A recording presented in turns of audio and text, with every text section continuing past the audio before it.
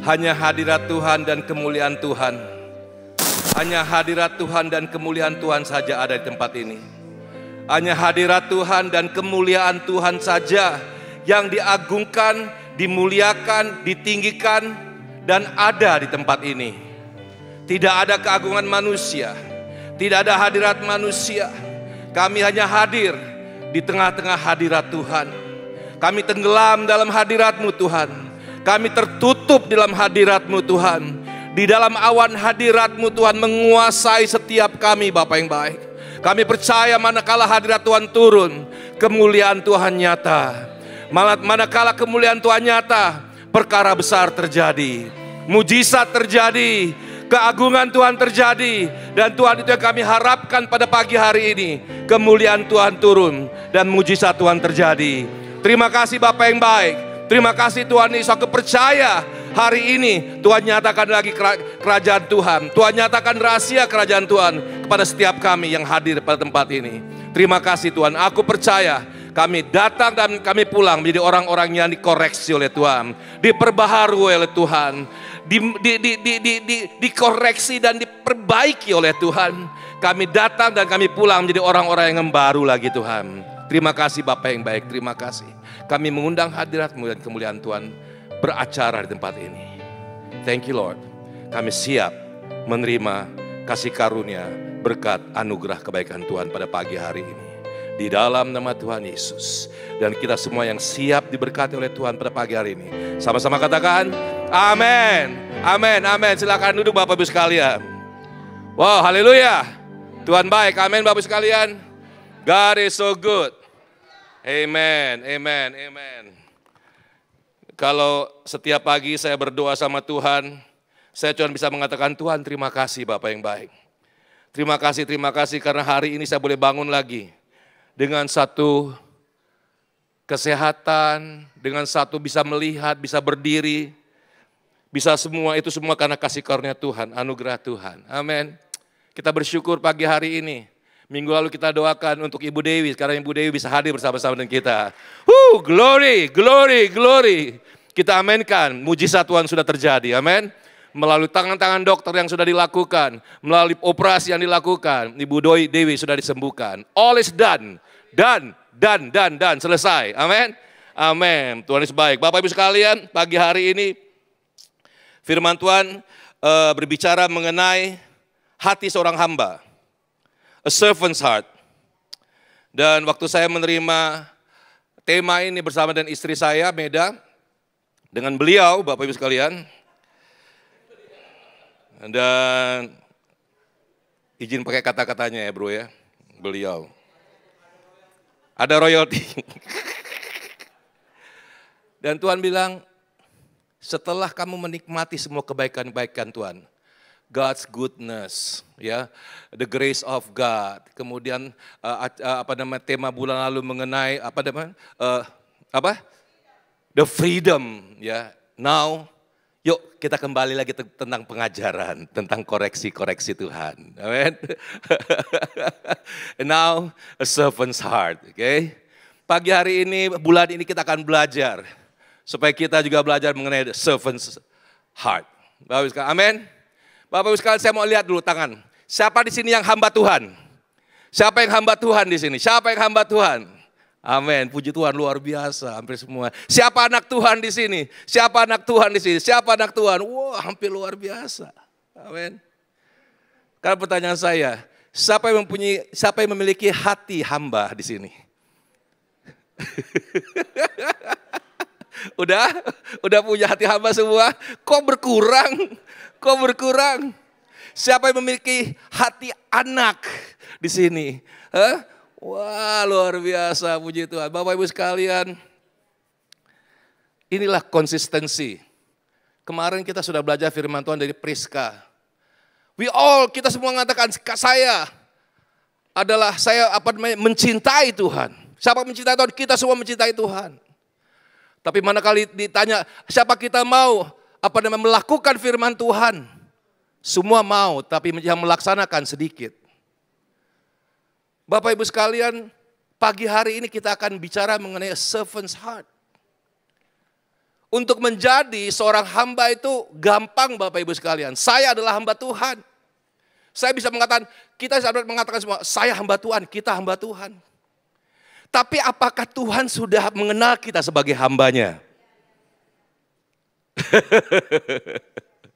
Misalnya kamu ketemu orang misalnya di pasar gitu ya. Namanya misalnya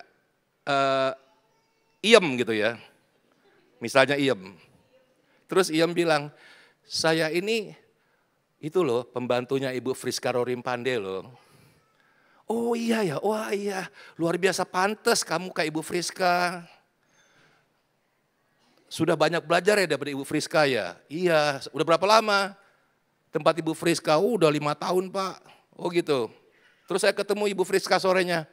Frisk, kamu punya pembantu baru ya udah 5 tahun, nggak bilang-bilang udah 5 tahun, namanya Iem.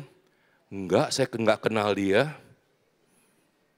Bapak Ibu sekalian, jangan sampai kita mengatakan kita hamba Tuhan, tapi beliau himself yang di atas tidak mengenal kita. Amin.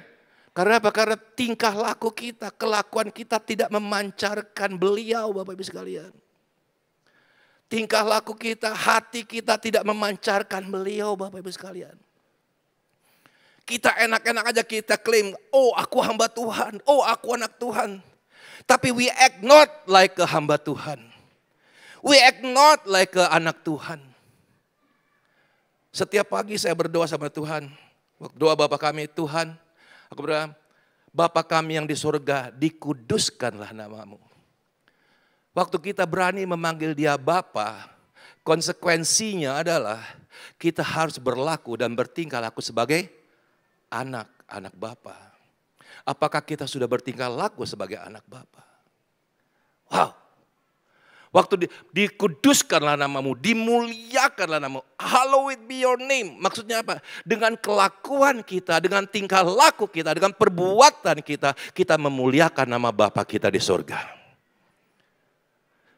Bapak Ibu sekalian, ada satu cerita, ini kejadian betul. Ada wawancara majalah Times baru-baru ini, tahun ini, kepada salah seorang ibu di Amerika.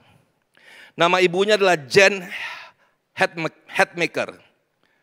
Nanti boleh di Google ya, namanya Jen Hatmaker tulisannya. Dia seorang penulis yang karyanya best selling. Jadi dia penulis Bapak Ibu sekalian, buat buku-buku dan karyanya itu best selling di Amerika.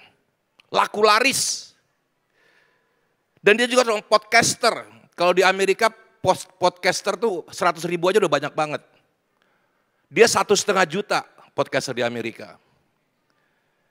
Followersnya 1,5 juta. Dia mengatakan kepada majalah Time yang interview dia, katakan, saya meninggalkan gereja. Karena selama hidup saya sudah berkecimpung di dalam gereja dan sudah begitu banyak mengetahui masalah di dalam gereja. Bahkan saya juga sudah menjadi bagian dari masalah tersebut.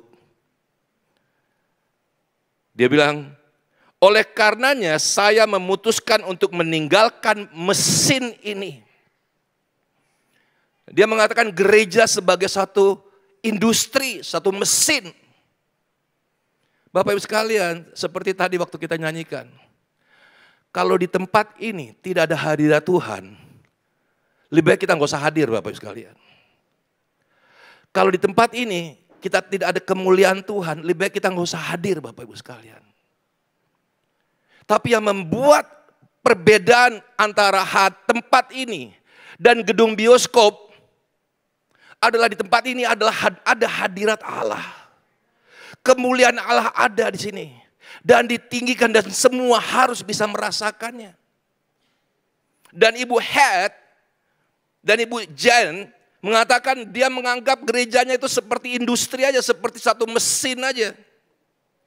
Dan saya memutuskan untuk meninggalkan mesin ini. Namun demikian, walaupun saya meninggalkan gereja, tapi saya tetap menjalin hubungan pribadi saya dengan Yesus. Wow. Saya merasa lebih nyaman dalam menjalin iman saya kepada Yesus di luar gereja.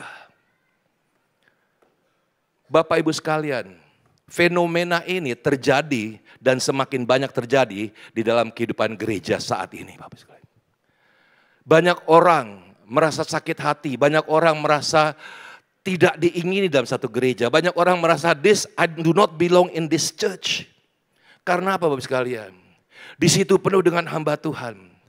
Tapi sedikit yang mempunyai hati hamba Tuhan. Di situ penuh dengan anak-anak Tuhan. Tapi sedikit yang mempunyai hati sebagai anak-anak Tuhan. Semua datang mengklaim dirinya, aku hamba Tuhan, aku anak Tuhan. But are we? Seriously, are we? Are we behaving? Apakah kita mempunyai karakter Kristus dalam kehidupan kita? Kalau kita mempunyai karakter Kristus dalam kehidupan kita, pasti gereja akan semakin bertumbuh dan bertumbuh dan bertumbuh dan menarik banyak orang. Tapi banyak daripada kita hanya datang ke gereja mau menerima aja, menerima. Sedikit yang melakukan apa yang tadi Steve katakan, memberi. Bukan dalam arti memberi uang Bapak sekalian, tapi memberikan perhatian untuk yang lain. Memberikan kasih untuk yang lain. Memberikan waktu untuk mereka yang membutuhkan. Amin Bapak sekalian. Tapi sekarang kita harus belajar bahwa bagian daripada gereja, nanti saya akan kasih tahu. Ini baru bicara akarnya, nanti di luar akar saya akan kasih tahu. Kenapa it is very important. Sebelum Tuhan naik, pada perjamuan terakhir, Tuhan melakukan satu contoh yang luar biasa untuk murid-muridnya. Mari kita baca firman Tuhan. Yohanes 13, ayat 4. Yohanes 13, ayat 4 sampai 16. Demikian firman Tuhan. Lalu bangun, ini ada dalam satu keadaan di mana Yesus melakukan last supper, perjamuan terakhir bersama murid-muridnya. Ya, waktu dia melakukan perjamuan terakhir dengan murid-muridnya, Yesus mengatakan, lalu bangunlah Yesus dan menanggalkan jubahnya. Ia mengambil selai kain lenan dan mengikatnya pada pinggangnya. Kemudian ia menuangkan air ke dalam sebuah basi dan mulai membasuhkan kaki murid-muridnya. Lalu menyekanya dengan kain yang terikat pada pinggangnya itu. Maka sampai ia kepada Simon Petrus, kata Petrus kepadanya, Tuhan, engkau hendak membasuh kakiku? Jawab Yesus kepadanya, apa yang kuperbuat engkau tidak tahu sekarang, tapi engkau akan mengertinya kelak. Ayat 12. Sesudah ia membasuh kaki mereka, ia mengenakan pakaiannya dan kembali ke tempatnya. Lalu ia berkata kepada mereka, mengertikah kamu apa yang telah kuperbuat kepadamu? Kamu menyebut aku guru, Tuhan, dan katamu itu tepat. Sebab memang akulah guru dan Tuhan.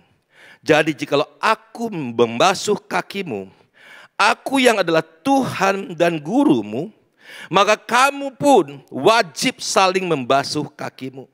15, sebab aku telah memberikan suatu teladan kepada kamu, supaya kamu juga berbuat sama seperti yang telah kuperbuat kepadamu. Aku berkata kepadamu, sesungguhnya seorang hamba tidaklah lebih tinggi daripada tuannya, ataupun seorang utusan daripada dia yang mengutusnya.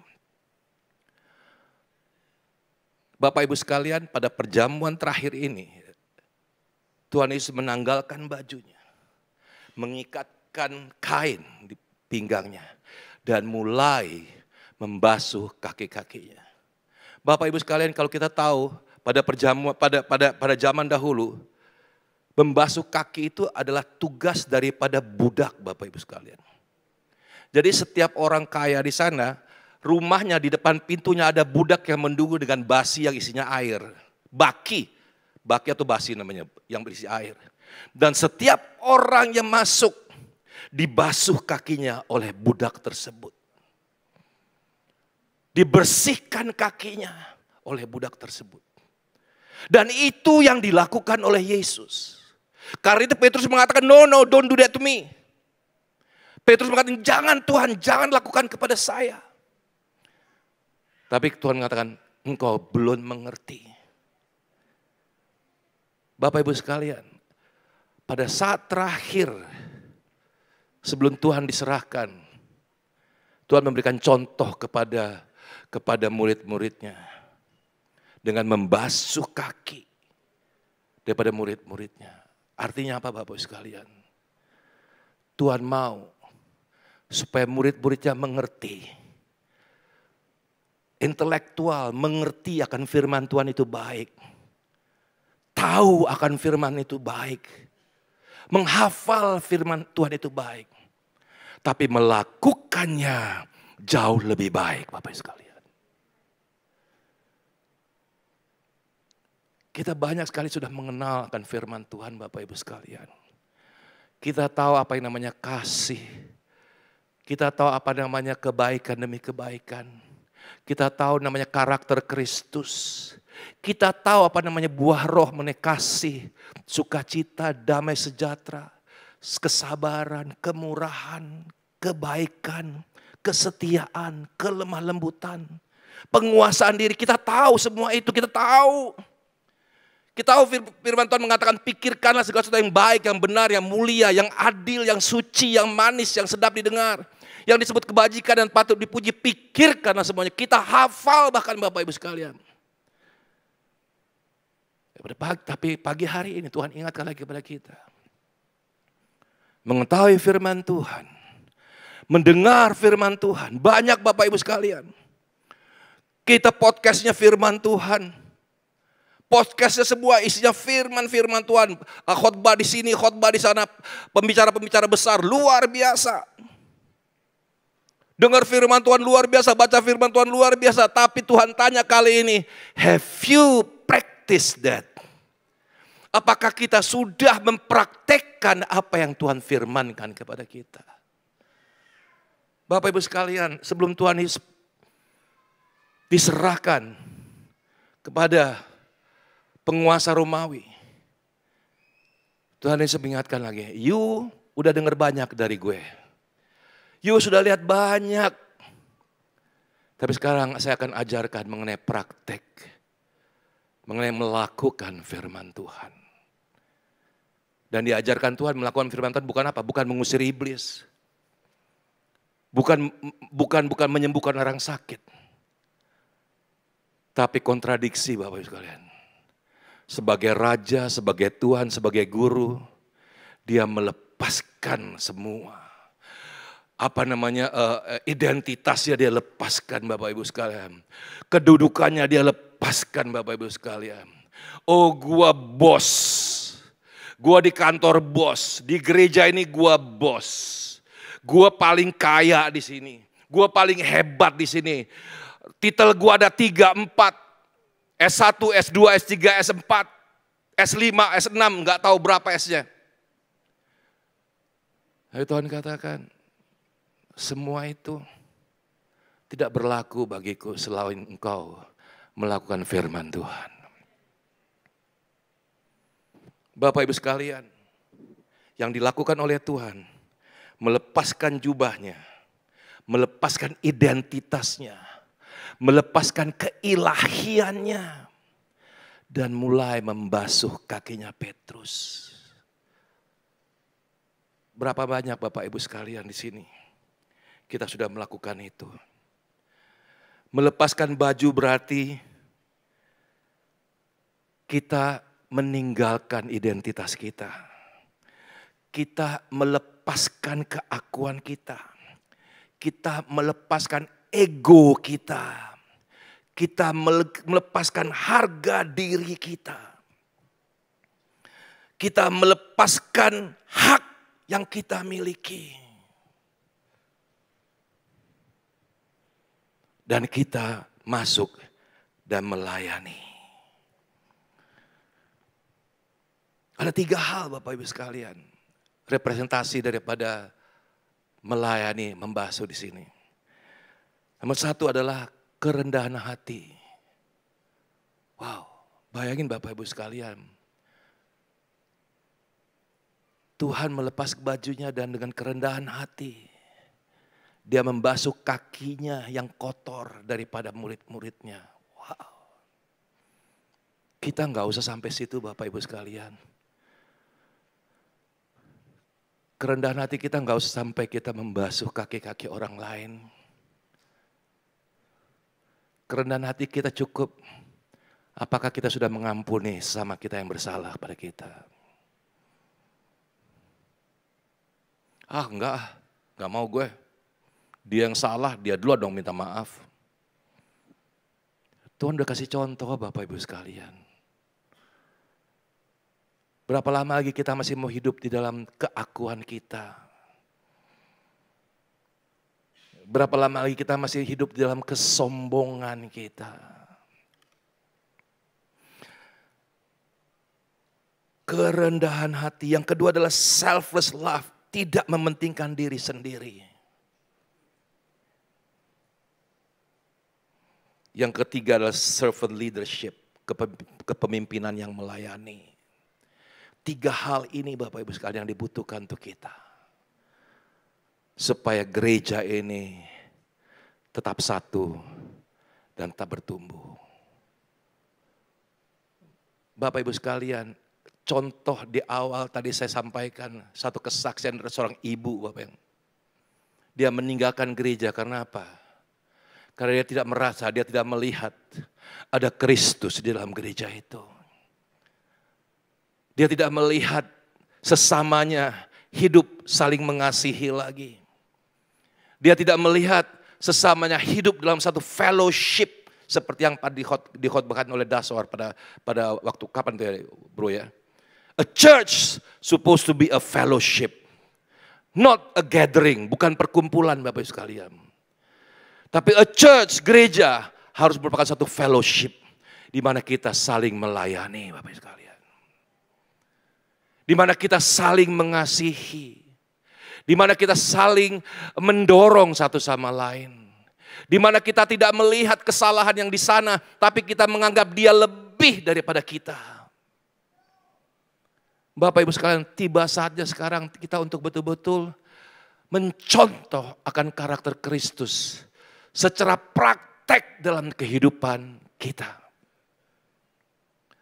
Bukan saja cukup mengetahui akan karakter Kristus, tapi mindset karakter Kristus itu kita lakukan dalam kehidupan kita.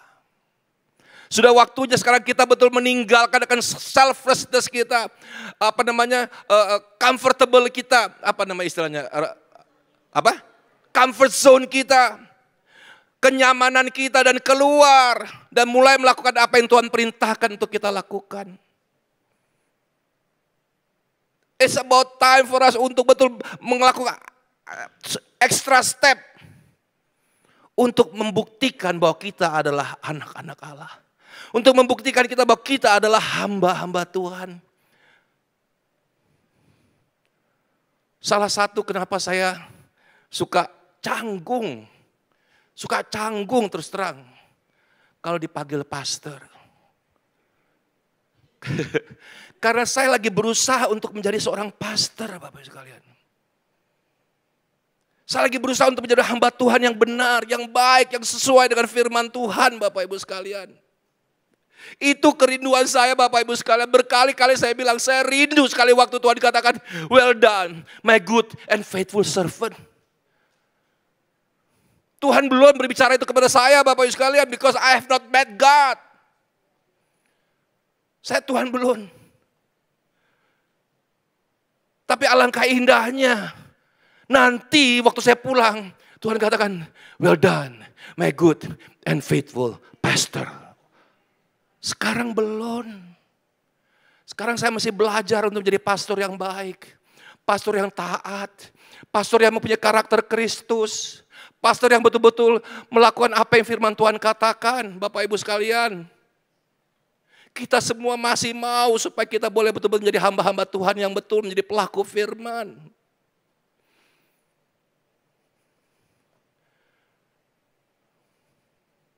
Saya masih jauh Bapak Ibu sekalian.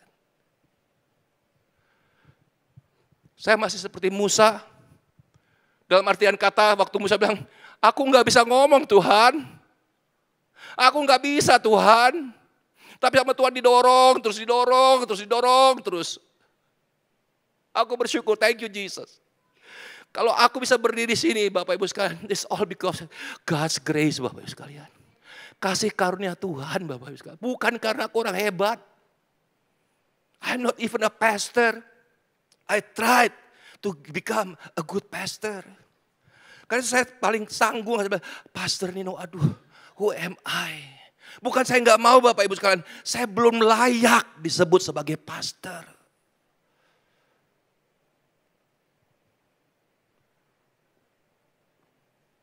Saya baca, Bapak Ibu sekalian, di dalam firman Tuhan ini banyak yang disebut hamba Tuhan, yang Tuhan sendiri mengatakan dia adalah hambaku. Salah satunya adalah Ayub. Ingat nggak Bapak Ibu sekalian Ayub? Iblis lagi berjalan-jalan di dunia. Terus dia datang ke hadirat Tuhan, dia bilang, terus Tuhan tanya, dari mana kamu Ayub? Saya lagi jalan-jalan melihat dunia. Kemudian Tuhan bilang, apakah engkau melihat hambaku Ayub? Wow. Yang bisa mengatakan hamba Tuhan itu bukan kita, Bapak Ibu sekalian. Yang bisa bilang pastor itu bukan kita, Bapak Ibu sekalian. Tapi Dia, Allah yang bertahta di surga. Yang mengatakan, well done, my good and faithful servant. Ingat perumahan kerajaan surga, 3 orang. Satu dikasih 5 talenta, satu kasih 2 talenta, satu kasih 1 talenta. 5-5-nya kerja enggak? 3-3-nya kerja enggak? Kerja Bapak Ibu sekalian. Satu melipat kali gandakan, yang kedua melipat kali ganda, yang ketiga apa? Kerja juga, tapi apa? Menguburkannya, menyimpannya. Dan itu tidak sesuai dengan firman Tuhan. Apakah kita sudah menjadi orang-orang yang melakukan firman Tuhan, Bapak sekalian? Tapi ketahuilah Bapak sekalian, untuk bisa menjadi hamba Tuhan, untuk bisa menjadi anak Tuhan yang benar, we need the Holy Spirit to lead us. Kita nggak bisa kuasa kita sendiri Bapak sekalian. Kita harus minta Tuhan, kita minta Roh Kudus tolong. Supaya aku boleh hari ini, aku boleh menjadi anak Tuhan yang menyenangkan hati Tuhan. Setiap pagi saya selalu berdoa, Tuhan, jadikan hari ini jadi hari yang berkemenangan. Di mana aku mengatakan tidak kepada dosa dan ya kepada firman Tuhan. Jadikan aku anak Tuhan yang memuliakan nama Tuhan, yang menyenangkan hati Tuhan, yang melakukan firman Tuhan. Berikan aku kehausan untuk terus membaca firman-Mu, membaca firman-Mu, membaca firman-Mu. Aku tahu Tuhan, aku masih jauh dari itu Tuhan. Tapi waktu kita minta sama Roh Kudus ingatkan kita. Berikan aku kehausan untuk terus membaca firman-Mu. Belajar akan Yesus dan kasih karunia itu. Supaya akhirnya aku bisa menjadi pelaku firman.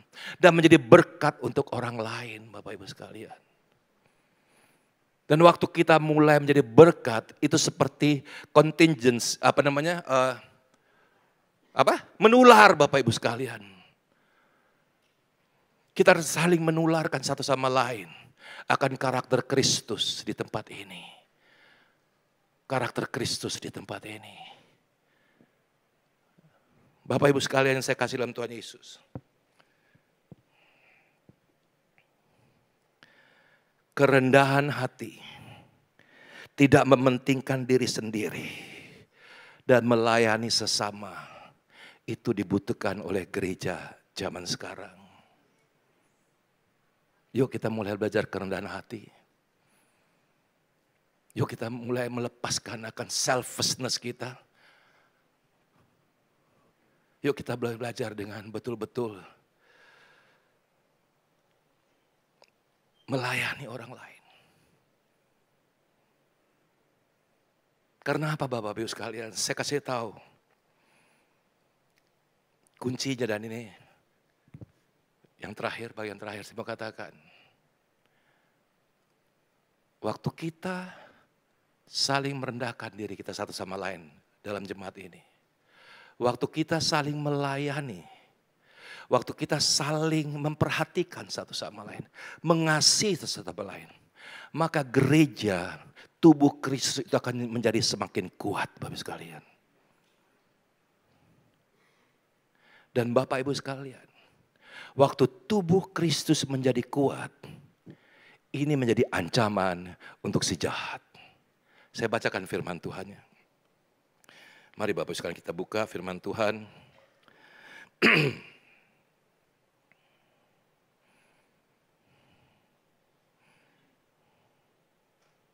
Filipi 2 ayat 5-11.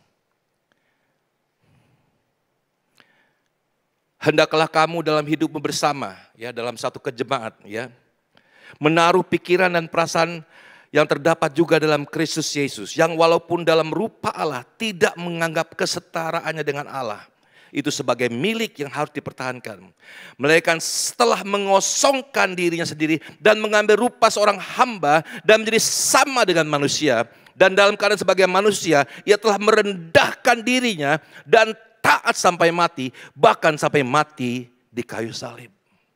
Bayangin Bapak Ibu, Yesus sebagai Tuhan aja merendahkan diri, melepaskan identitas dia sebagai Allah dan anak Allah, dan menjadi manusia, bahkan dia mau rela mati untuk kita semua, Bapak sekalian. Oleh karena itulah sebabnya Allah sangat meninggikan dia dan mengaruniakan kepadanya nama di atas segala nama, supaya dalam nama Yesus bertekuk lutut segala yang ada di langit dan yang ada di bumi dan yang ada di bawah bumi, dan segala lidah mengaku Yesus Kristus adalah Tuhan bagi kemuliaan Allah. Bapak Ibu sekalian, gereja yang adalah jemaat ini kita adalah tubuh Kristus, di mana Yesus adalah kepalanya dan merupakan suatu organisasi ilahi yang berkuasa. Gereja merupakan satu organisasi ilahi yang berkuasa melebihi segala pemerintahan, melebihi segala kerajaan, melebihi segala kuasa apapun yang ada di dunia sekarang ini dan dunia yang akan datang nanti. Mana firman Tuhannya Pak Dino? Yuk kita baca sekali lagi firman Tuhannya. Efesus 1 ayat 21-23. Jauh lebih tinggi dari segala pemerintah dan penguasa dan kekuasaan dan kerajaan dan setiap nama siapapun yang dapat disebut. Bukan hanya di dunia ini saja, melainkan juga di dunia yang akan datang. Dan segala sesuatu telah diletakkannya di bawah kaki Kristus, dan dia telah memberikannya kepada jemaat sebagai kepala dari yang ada. Jemaat yang adalah tubuhnya, yaitu kepenuhannya yang memenuhi semua dan segala sesuatu. Kenapa Bapak Ibu sekalian kita harus punya karakter Kristus? Karena kita adalah bagian dari tubuh Tuhan. Dan Yesus adalah kepalanya. Dan secara gereja kita sangat berkuasa. Sebagai kesatuan, fellowship, sebagai anak-anak Tuhan, kita mempunyai kuasa.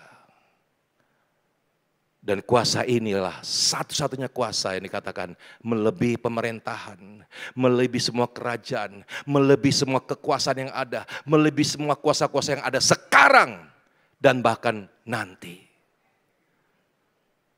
Bapak Ibu sekalian, karena itu saya selalu apabila ada apa-apa, saya selalu kalau ada yang sakit, ada yang ada pergumulan, saya katakan di dalam WA grup gereja, ayo kita satukan iman. Kita percaya Tuhan akan bekerja dan memberikan kesembuhan kepada yang sakit. Karena kuasa daripada doa jemaat-jemaat Tuhan sangat besar kuasanya, Bapak sekalian. Minggu lalu kita berdoa untuk negara ini. Kita lihat bukan doa saya, tapi doa daripada kita gereja di tempat ini maupun gereja-gereja tempat lain yang berdoa untuk negara ini. Lihat apa yang terjadi. Negara ini kembali tenang. Jangan take it for granted Bapak Ibu sekalian. Tapi justru dalam kesatuan kita mempunyai kuasa Bapak Ibu sekalian. Dan ini yang tidak dimiliki oleh organisasi-organisasi dunia yang lain. PBB, organisasi dunia yang paling besar, gak punya kuasa seperti kuasa yang Tuhan berikan kepada gereja. Dan gereja mulainya dari yang awal, yaitu individu demi individu. Taktiknya iblis untuk mengacaukan gereja dan memberi caranya apa? Mengirim utusan-utusan jemaat-jemaat yang tidak mau taat kepada firman Tuhan. Akhirnya apa? Merusak. Satu titik nila merusak susu sebelanga. Oleh karenanya kita percaya tidak ada di tempat ini. Tapi kita semua mau bertumbuh bersama. Amin Bapak Ibu, kita mau bertumbuh bersama. Kemarin kita baru lihat contoh yang besar. Orang mau bubarin DPR Bapak Ibu. Ya kan? Orang mau bubarin DPR karena apa? Karena kesalahan DPR bukan? Bukan. Karena kesalahan 1-2 orang. DPR mau dibubarin. Begitu dan kita Bapak Ibu. Jangan sampai kita lepas dari saling mengasihi, saling menghormati, saling melayani. Karena itu sudah berikan contoh oleh Allah kita, Tuhan kita. Amin Bapak Ibu sekalian. Yuk, mulai dari tempat ini, kita mau mengatakan, Tuhan aku bukan saja mau menjadi pendengar firman Tuhan. Tapi aku mau menjadi pelaku firman Tuhan. Amin. Amin. Tuhan Yesus berkati. Shalom. Mari kita berdoa. Bapak yang baik, Rahman silakan maju dan tim. Terima kasih untuk firman-Mu yang berbicara pada pagi hari ini kepada setiap kami. Kami mau menjadi orang yang diperbaiki oleh Tuhan. Kami mau menjadi orang yang taat kepada Tuhan. Kami bukan saja yang mau menjadi hamba Tuhan, tapi kami mau menjadi hamba Tuhan yang mempunyai hati sebagai seorang hamba Tuhan. Kami bukan saja menjadi anak Tuhan, tapi kami mau jadi anak Tuhan yang punya hati sebagai anak Tuhan. Yang menjadi pelaku firman Tuhan. Yang menjadi orang-orang yang hidupnya taat dan setia Tuhan Yesus. Di dalam kerendahan hati kami mau sungguh-sungguh Tuhan. Kami nggak mau lagi Tuhan hanya sebagai pendengar saja. Kami nggak mau lagi Tuhan menjadi pengunjung gereja aja. Tapi kami mau terlibat supaya kami bisa menjadi orang-orang pelaku firman Tuhan. Terima kasih Bapak yang baik. Jadikan kami pelaku firman Bapa. Sudah lama kami sebagai pendengar, penikmat firman Tuhan. Jadikan kami pelaku firman Tuhan. Supaya akhirnya Tuhan mengatakan, sungguh baik anakku yang taat dan setia. Well done, my good and faithful servant. Terima kasih Bapa yang baik. Di dalam nama Yesus. Haleluya. Amin.